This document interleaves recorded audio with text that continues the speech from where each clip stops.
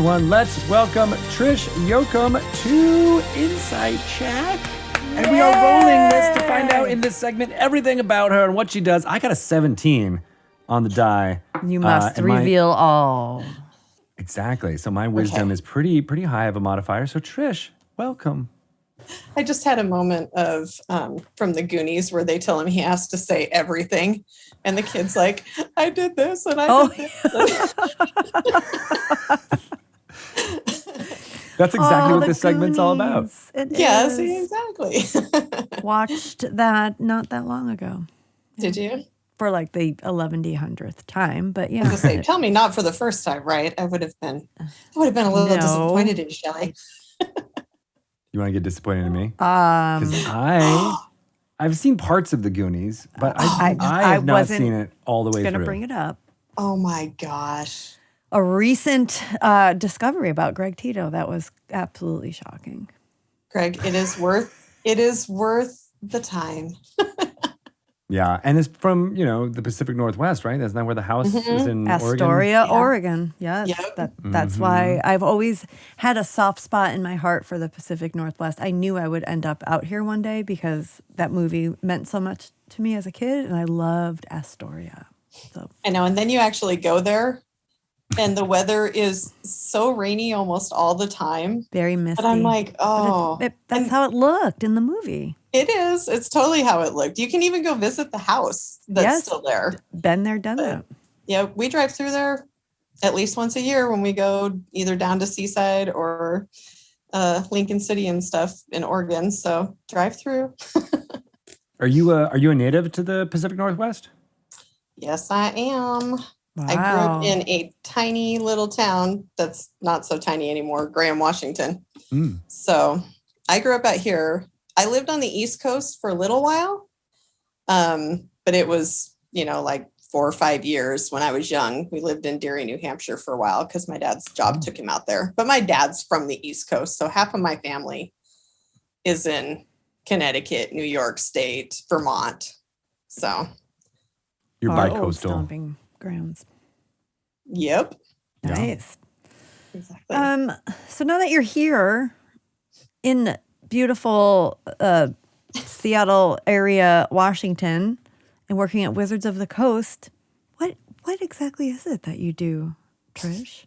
I mean, I know the answer to that, just FYI. Graphic design. So much more than mostly that. I'm working on books, so doing book layout, and that's really fun. I enjoy it greatly. So coming from working on packaging for so many years, it was nice to get into like long documents and really have a project that you just work on, continuously. It's very fulfilling when you get done with a 200 and some odd page book and you're like, wow, look at that. That's the last 2 months of my life.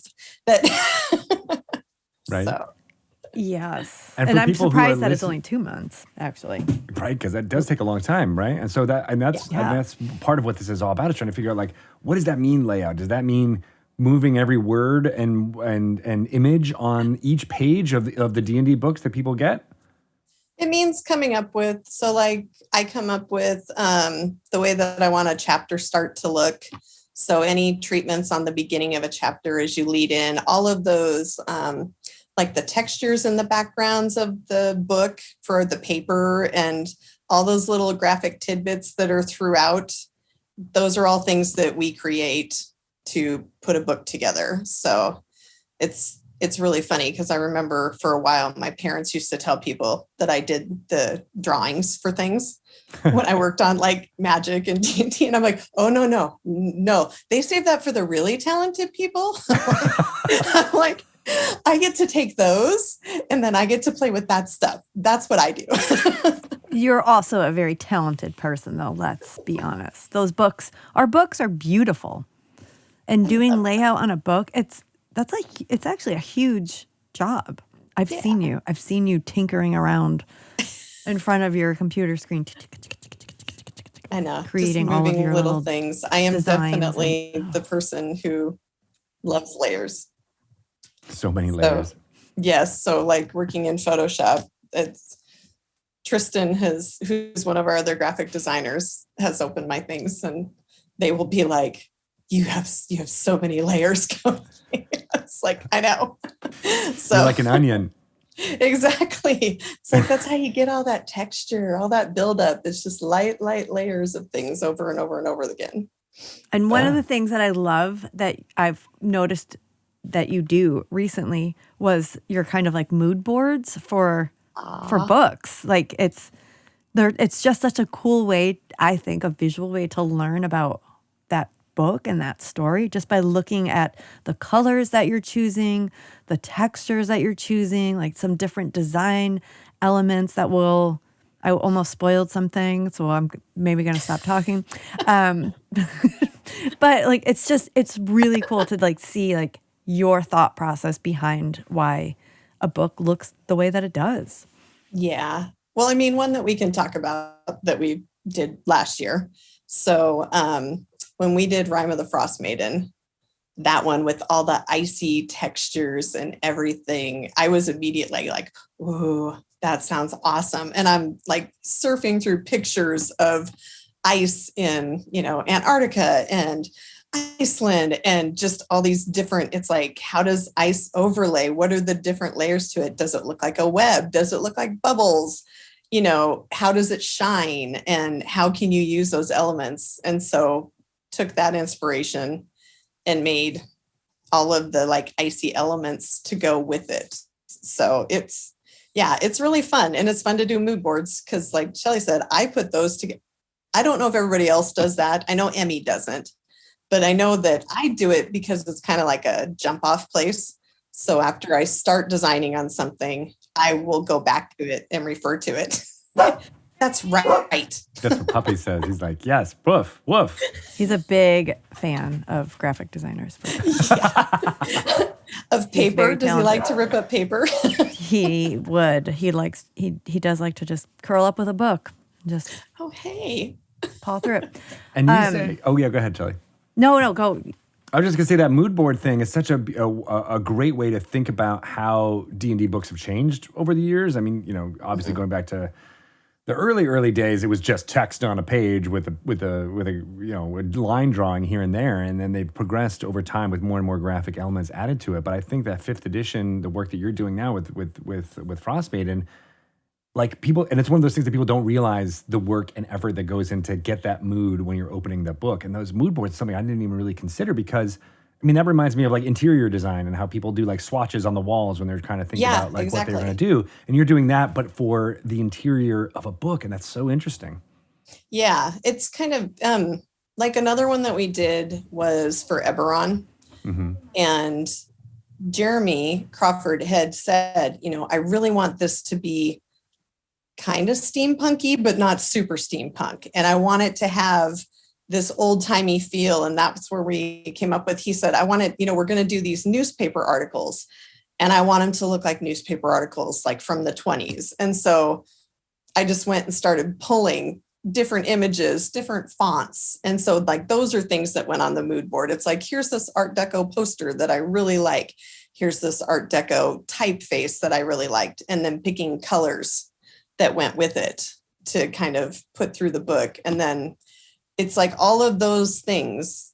It's definitely, I like it because I go back to it all the time. It's like, and I save those because sometimes when I get to a new book and I'm thinking, I don't really know what to do with this one. It's like, how do you make this one new and look different? And so it's good to open those up again and go, okay, I don't want to do that. I don't want to do that. I don't want to do that because I want it to look fresh. So I like that too. For sure. That's super cool. So one of the things that I don't know that our listeners would be aware of, but I think it's pretty darn cool, is that you are also the visual brains behind Dungeon Mayhem.